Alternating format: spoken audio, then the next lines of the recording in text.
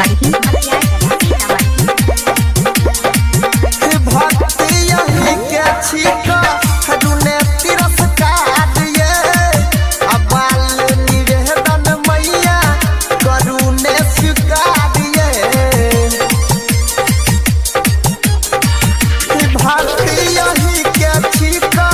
दुने तिरस्कार ये बाल निवेदन मैया करुणे स्वीकार ये टीका लगाया मैया टीका लगाया मैया ये चरण परत जे धूल पर बिना बहाली है आहा गुने करै छी पूजा स्कूल पर बिना बहाली है आहा गुने करै छी पूजा स्कूल पर शिव शारदा मैया की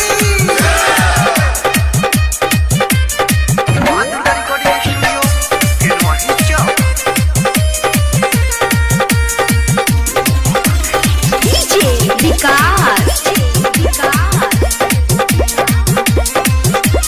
मटिया कला सीतामढ़ी